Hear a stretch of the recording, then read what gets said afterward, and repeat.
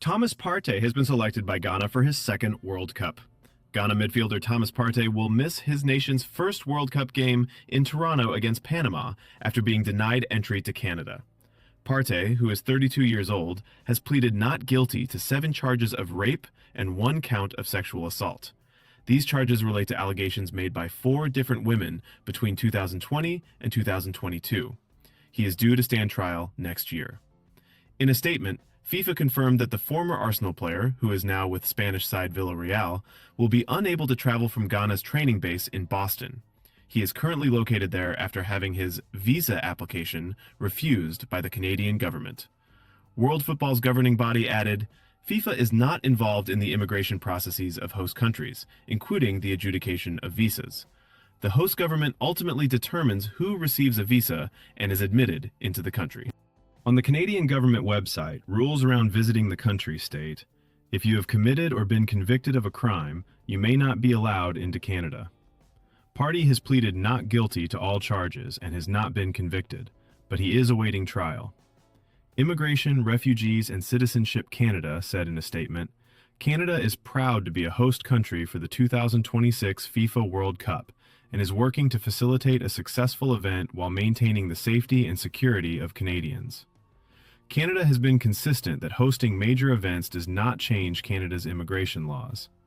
Every person seeking to come to Canada is assessed individually, based on the facts available and the law that applies. A United States Customs and Border Protection official added, the United States is aware of the pending court case for Mr. Partey. However, at this time, he has not been convicted of a crime and was admitted to the United States after being issued a visa.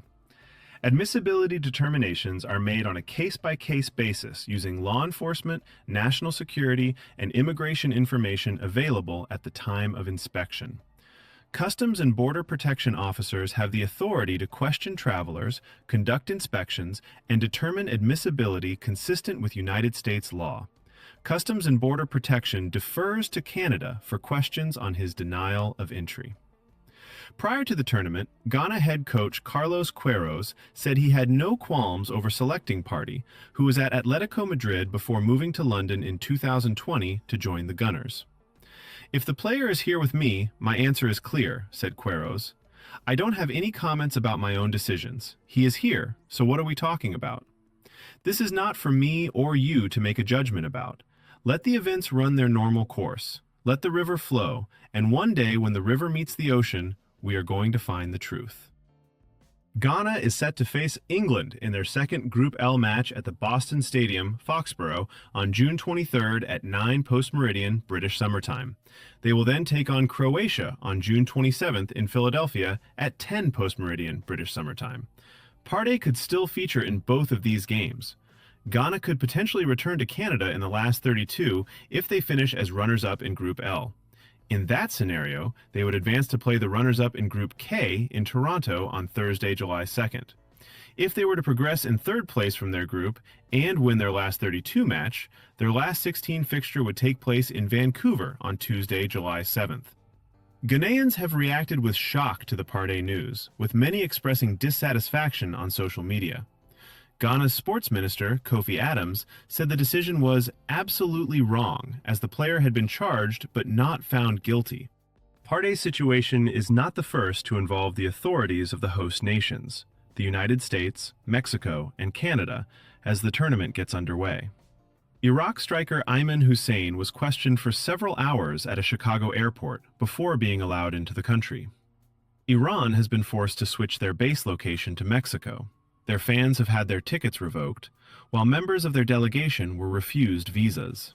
Meanwhile, Somali referee Omar Artan was not allowed into the United States because of his association with suspected members of terror organizations, according to a source from President Donald Trump's administration.